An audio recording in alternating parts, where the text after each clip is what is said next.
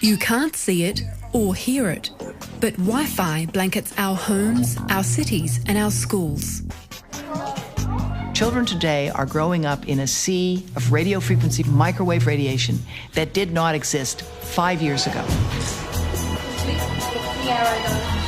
Our safety agencies dispute that wireless devices like mobile phones cause harm.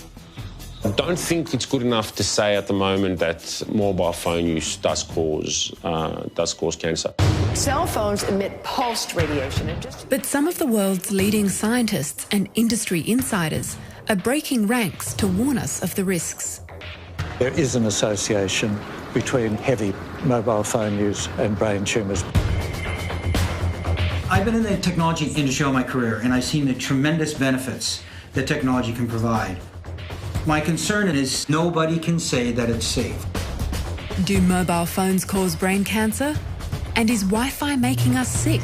In this episode, I investigate the latest research and advice about the safety of our modern wireless devices.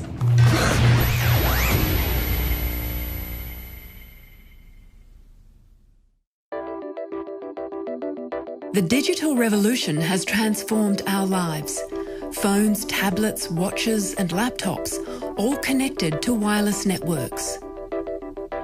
We use these devices to make calls, send texts, write emails, play music, take photos, and even watch TV. In fact, chances are you could be watching this on your wireless device right now. We've gone from the equivalent of the horse and buggy to the jet in about 10 years. The transformation in technology has been without precedence. The devices that are held directly next to the body, the mobile phone, the cordless phone, are the ones we are most concerned about. When US cancer epidemiologist Dr. Devra Davis was first told about the risks of mobile phones, her reaction was predictable disbelief. I said, "What are you talking about? There's no problem.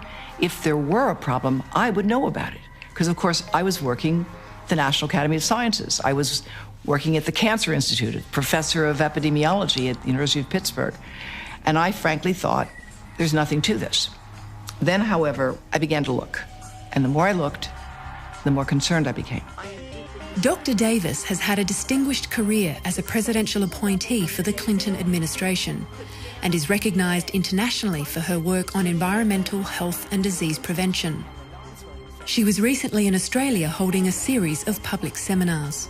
People are assuming everything's fine until we have evidence that we're in the middle of a disaster. Today, there's over 6 billion phone subscriptions worldwide. Many of them smartphones, with apps that frequently receive and transmit electromagnetic signals. In a similar way, the human body has electromagnetic fields. Electrical currents flow through nerve fibres and muscle tissue, and external interference can disrupt those signals. Our heart and our brain are electric. We need to understand that exposing our electric body to mobile phone radiation for thousands of minutes a month, for hundreds of hours, over a lifetime, it's going to have a biological effect on you. In fact, the BlackBerry comes with a warning. It says if you have a pacemaker implanted in your chest, keep the mobile device at least 20 centimeters away. Well, your heart is a pacemaker, whether you have a machine in it or not. So obviously you want to protect your heart and the rest of your body. Finnish radiation biologist Dr. Darius Lazinski is an internationally recognised expert in radiation safety and has been an advisor to the WHO on such matters. He says most people with a smartphone nowadays may be unwittingly breaching the safety limits of their device. Sometimes a person puts cell phone in a pocket which are connected to internet, then safety limits are being breached and this cell phone doesn't comply with safety regulation once it is put in pocket. Phones are manufactured to ensure the radiation they emit can't overheat the body and cause thermal damage. It's called the specific absorption rate. But during testing, the phone is positioned at a distance away from the model body. Therefore, when you place your smartphone in your pocket directly against your body, you may be exceeding the safety standard. In order to comply with safety standards, the cell phone has to be at some distance from body. So it's fair to say that sometimes people would be breaching the safety standard of their mobile phones every day. Yes. That's quite shocking. I don't think people are aware of this information. Because nobody is talking about it, including radiation safety authorities. They simply don't mention it.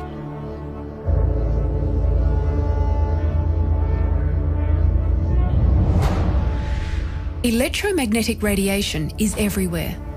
We have always been exposed to natural sources like the sun, but there are some sources of radiation that are man-made. Today, with the proliferation of mobile and wireless technology and devices that emit artificial radio frequency radiation, some claim we're exposed to levels up to a quintillion times higher than natural background levels. The spectrum of electromagnetic radiation ranges from ionising radiation, like X-rays, which have enough energy to knock electrons out of their orbit and cause cancer, to non-ionising radiation, like microwaves, which have much less energy and considered to be safer. Mobile phones, tablets, phone towers, smart meters, baby monitors, and Wi-Fi routers are all sources of radio frequency microwave radiation. Professor Bruce Armstrong was part of an expert panel on radiation, which gathered for the International Agency for Research on Cancer, or IARC. The panel was tasked with analysing whether radio frequency radiation could cause cancer. Its decision was essentially that it possibly causes cancer.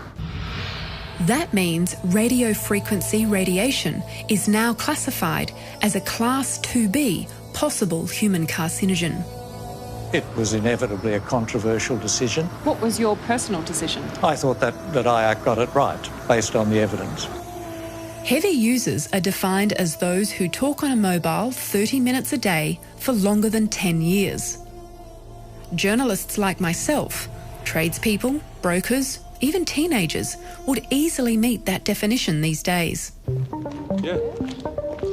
So I went to ARPANSA, our federal agency responsible for protecting us from the harmful effects of radiation. I asked one of their physicists, Dr. Ken Karapidis, for his view on IARC's decision. On a personal level, I don't think it should be a 2B. Other people say it should be higher. Dr. Karapidis says there's no cause for concern. We've been doing research in this area for a very long time, and our assessment of the evidence suggests that although some studies do show effects, there is no established evidence that the low levels of radio frequency radiation from tablets and phones and Wi-Fi and what have you causes health effects. So ARPANSA is not actually saying that these devices are safe? We can only provide advice on an assessment of the evidence. We do not provide guarantees of safety. I don't think a scientist can do that.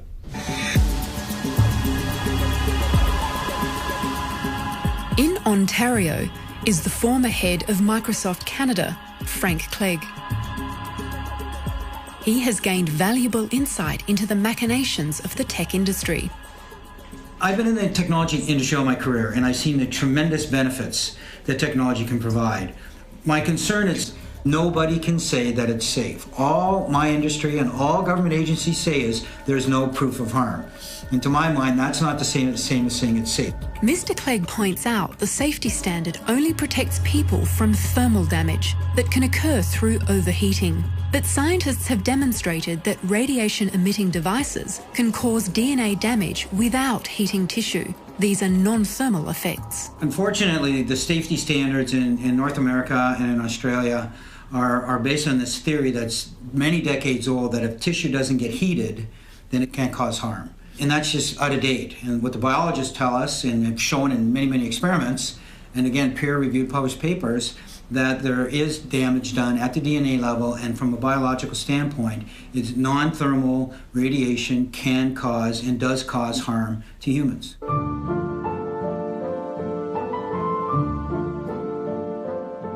For example, there is strong evidence to suggest that mobile phones can damage sperm, as might occur when a male keeps his smartphone in his pocket.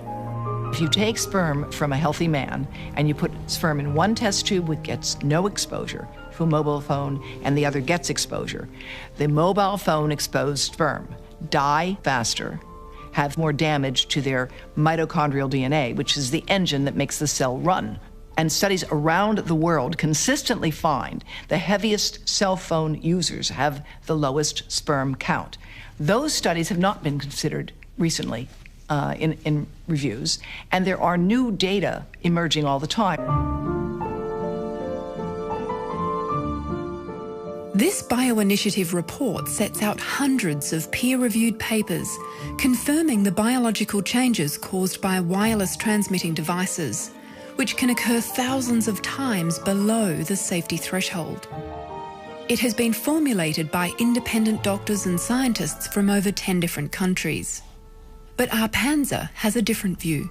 There's certainly some studies that have shown effects on sperm, but there's many other studies that haven't. There is no consistent evidence that there's established biological effects other than rising temperature. So the evidence is really inconsistent, and it's not good enough at the moment to say that mobile phones do affect sperm. Since IARC's decision in 2011, more evidence has emerged which adds strength to their findings. The Serenat study and Hardell's study both found a link between heavy mobile phone use and rare head tumours. Those studies do suggest, rather more strongly than the body of evidence available to IARC at the time, that there is an association between heavy mobile phone use and brain tumours. These studies have sparked calls for the classification to be upgraded from 2B to 2A. My colleagues and I since then, some of whom have worked at the World Health Organization with me in the past, have just published an article saying that mobile phone radiation is a probable human carcinogen, with newer studies showing that people who begin to use cell phones regularly and heavily as teenagers have 4 to 8 times more malignant glioma, that's a brain tumor, 10 years later.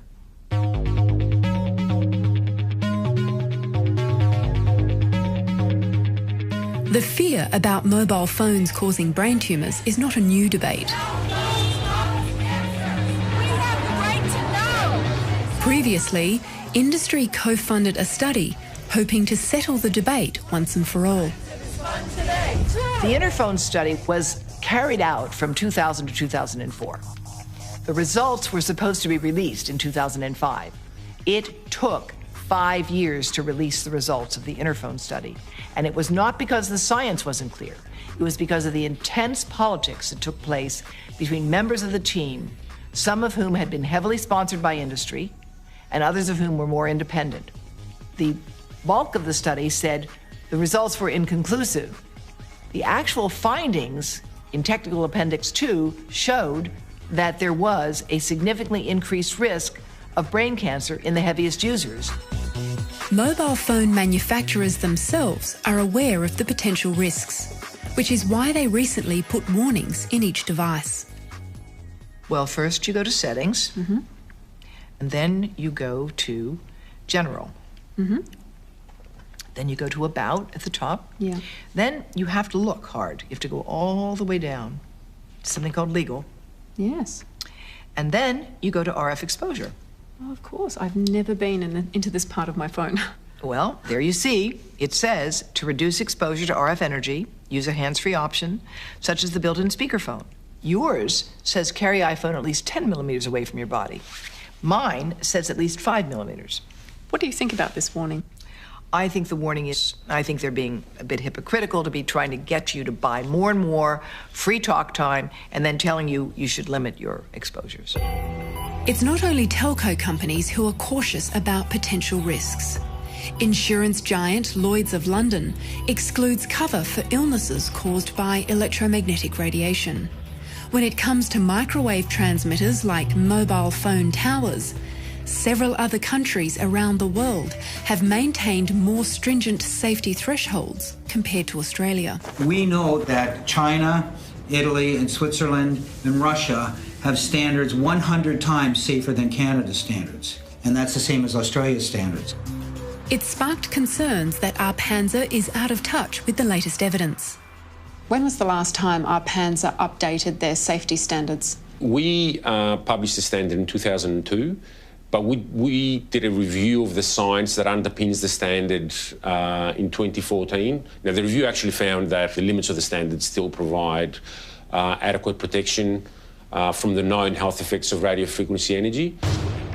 Any government agency, in my opinion, that has done a review in the last 2 or 3 years and hasn't made a significant change to their safety standard has not done a proper, thorough review of the science. And if you think back to what happened in the last decade, the cell phone, the smartphone was launched, right? Wi-Fi was not available 12 years ago. So any government agency that claims that their standards that are a decade old are current is out of date. When it comes to mobile phone risk, ARPANSA quotes brain cancer rates in the Australian population, which they say refutes the idea that mobile phones cause brain cancer. We've looked at the brain tumour rates for the last 30 years. The brain tumour rates have remained quite stable.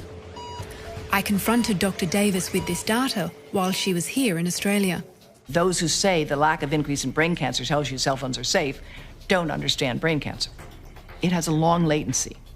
When the bombs fell at the end of World War II on Japan, we followed every person who survived.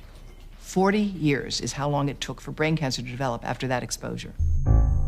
Since cell phone use has exponentially increased only in the last 5 to 10 years, Dr. Davis says it's far too early to rule out the possibility that mobile phones are causing a problem in the general population. There is no cause of cancer in the environment that shows up in the general population in 10 years. Not asbestos, not tobacco, not DES, not benzene. None of them shows up in 10 years. So of course we don't see any increase in brain cancer now. There's none expected. Dr. Davis says if you want a more accurate picture of what's happening with brain cancer rates, you have to look more closely at specific groups rather than the general population rates. When you look at specific groups, however, you are seeing an increase in younger brain cancers in certain types in certain locations. Although brain cancer is rare, the latest US figures show a statistically significant increase in malignant and non-malignant brain and spinal cord tumours in adolescents. This doesn't mean it's caused by mobile phones, but it may be a factor. Brain surgeon Charlie Teo recently attended the seminar where Dr. Davis was presenting her evidence. He brought along his surgical team. As a primary care physician at the coalface of patients with brain cancer, I think it's my responsibility to try and look for some potential causes of brain cancer, and if we find any at all, to make the public aware of them. The biggest single exposure that a person gets is through their mobile or cordless phone use. There is some epidemiological evidence of a possible association between prolonged mobile phone use and certain brain tumours. That evidence is not good enough to say mobile phones do cause cancer, but the possibility remains. So there is merit for those that are concerned in reducing your exposure to mobile phone use against the head. And in fact, we'll provide advice in doing that, by using a hands-free kit or putting the phone on speaker mode or various other ways. Now, when it comes to children, there's not enough evidence in this area. So our recommendation is slightly stronger. We do recommend that parents limit their children's mobile phone use. In a statement, the Australian mobile telecommunications industry says there's no evidence of any additional risk to children from mobile phone technologies. But the research relating to children is limited, so the possibility of harm cannot be ruled out. It increases heat shock proteins. It increases reactive oxygen. Dr. Davis's campaign has provoked criticism, but she remains defiant. Are you cherry-picking the data to suit your argument? No, I'm not cherry-picking my work.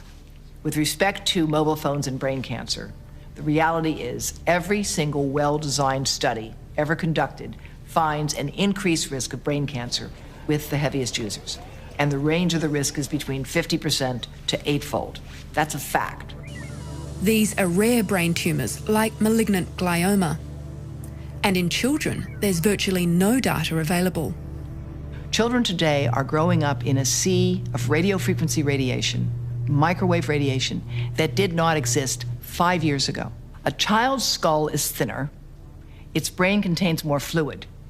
Things cook in a microwave oven if they have more fluid and more fat in them.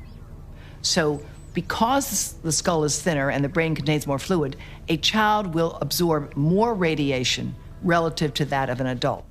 Scientists have been able to demonstrate this.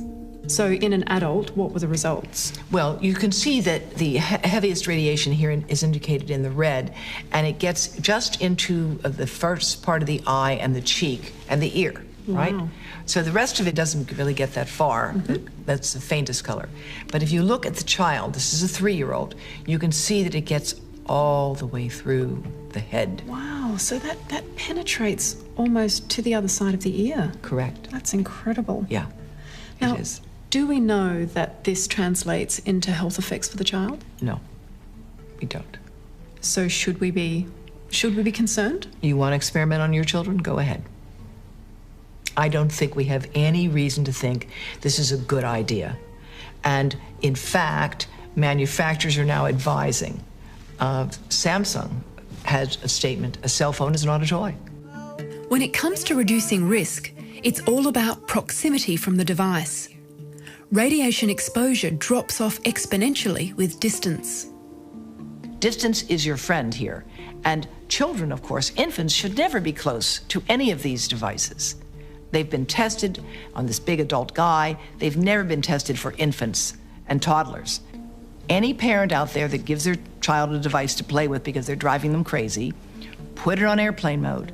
Because if it's on airplane mode, they can still play the game, but they're not sending and receiving microwave radiation. So it's not that it should be no devices, it's just we've got to be more careful about how we use them.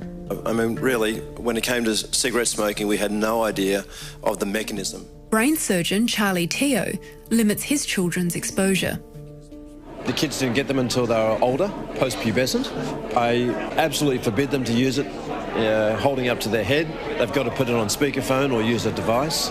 When they go to bed at night, they have to have it at least 1 arm's length away from their head, not to be under the pillow, not to be on the bedside table.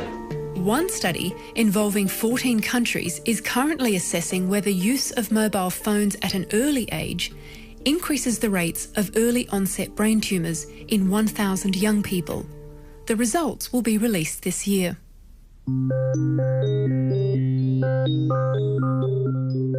Unlike mobile phones, which can be switched off, Wi-Fi exposure is constant.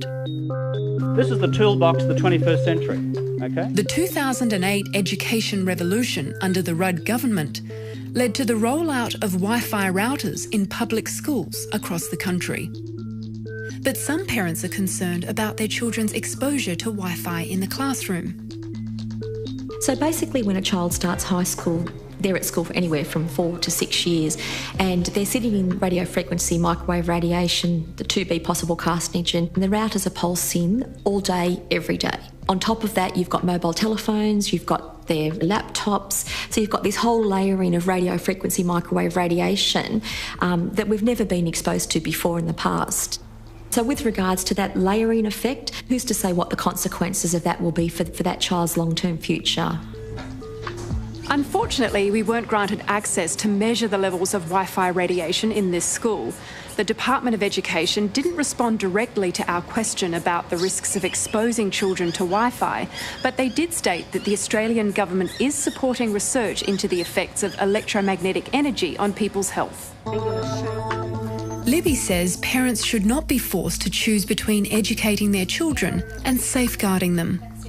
It's almost a case of involuntary consent. In a world where we sign permission slips at school for absolutely everything, no parent has given their child permission to sit in the 2B possible carcinogen, but yet they're unaware that that's what they're sitting in. Earlier in my career, we were on a campaign to get technology into schools, which did include Wi-Fi. So yes, I was a proponent, and I wish I'd known then what I know now, because I hope and I believe that my message would have been different. If you can't say it's safe, then you be cautious about how you use it. The industry body acknowledges concerns about the greater vulnerability of children during development, because young people will use Wi-Fi for most of their lives, unlike this adult generation. But they also say this has already been factored in the safety threshold. While the Australian government's position on Wi-Fi remains unchanged, other countries are making changes. In France, for example, legislation was passed banning Wi-Fi in nurseries and daycare centres. The National Library of France and other libraries in Paris have removed Wi-Fi networks altogether. We do need to create digital citizens, and we want children to know how to use the internet, how to find information. That's all very important. Wherever possible, the Israeli government advises using wired as opposed to wireless. For schools, we need to go wired whenever possible. Routers right now are programmed that they're on 24/7. There's no reason for that. They ought to have an on and off switch. And it's not just in schools. Nowadays, many homes and offices have Wi-Fi as well. The location of the routers, it's really important. Don't have a router in your bedroom. Don't have a cordless phone next to your bed. Keep these things some distance away. You can set your router in a closet furthest away from where people regularly spend time. That's what you should do. And if you can't avoid it, you're in a small apartment, get in the habit of turning it off, certainly when you're sleeping. What we'll do is we'll just turn the router on with our switch. We've basically instituted some simple switches at the high school that would work a little bit just like a light switch, and it's been trialled in several classrooms where if the teacher needs the computer that lesson, they'll basically switch the switch on and the router will start up, and if it's not needed, they'll turn it off. So it's quite simple.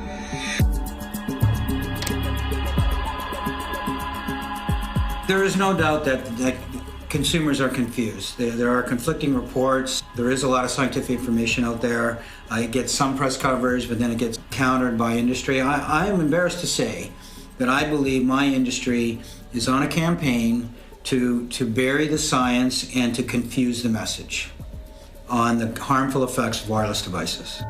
Mr. Clegg is concerned there'll be a repeat of the mistakes from the past.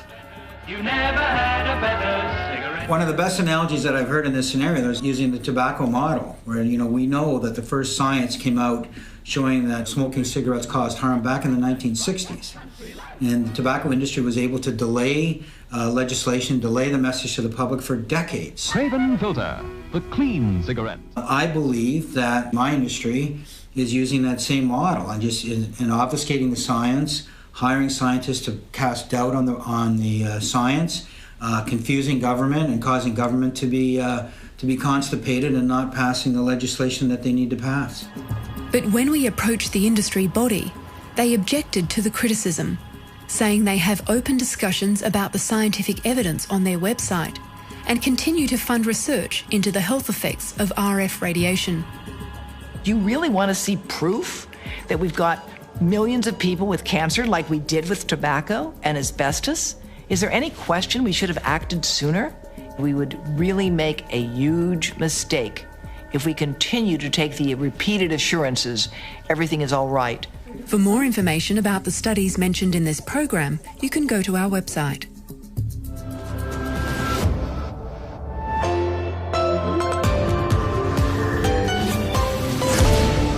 Next time on Catalyst, Out of Africa, a journey to discover superhuman genes that could unlock a new medical future for us all.